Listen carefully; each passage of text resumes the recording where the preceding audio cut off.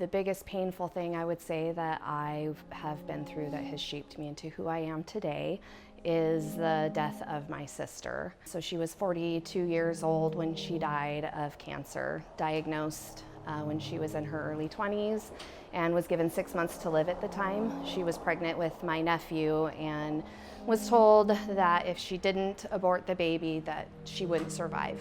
It was very slow growing, it turns out. Baby was fine. She ended up having surgery after that. Well, fast forward 18 years, and for whatever reason, the cancer exploded and it more than doubled in size. The cancer was wrapped around her spinal cord, her heart, her lungs, everything that's important in your chest. Losing a person that is your best friend is traumatizing. In addition to that, she was my sister. It caused an extreme amount of sadness, depression. I struggled for a very long time after she died. I cried myself to sleep for probably at least a year after she passed away. So the experience of watching my sister, the day that she passed away, firefighters and paramedics showed up at her house and they were able to resuscitate her. She was in the hospital intubated for a couple of days, and I was sitting in the hospital room with her. And so she woke up. It was a good day. I brushed her hair, I braided her hair, we had great conversation, everything was great. The next morning around 7 o'clock in the morning, I got the phone call that she had just passed away and they were not able to revive her. That few hours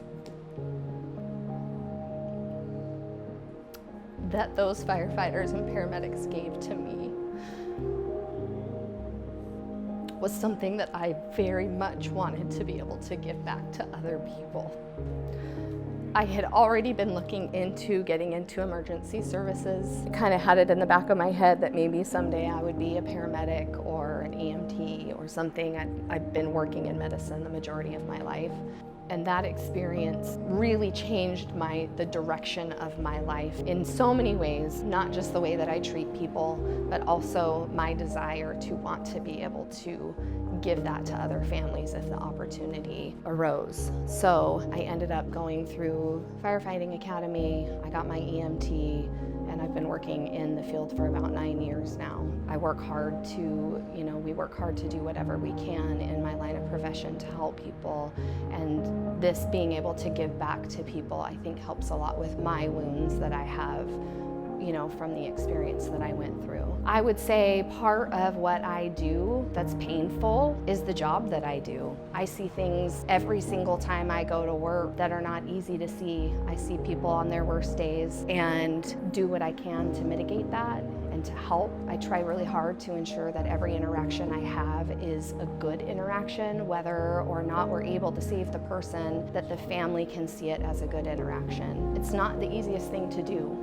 that is a career, and to face those things every day and to see those things every day, but the driving force is the fact that because I had that time with my sister, I'm going to do everything I can in order to do that for other people. So in addition to that, I found CrossFit. I actually found CrossFit before my sister passed away, but after she passed away, I hit it really hard. I work out to an extent that is painful for me. I started competing in CrossFit. I was doing 2-a-days for a lot of years in order to be in top physical shape to be able to compete.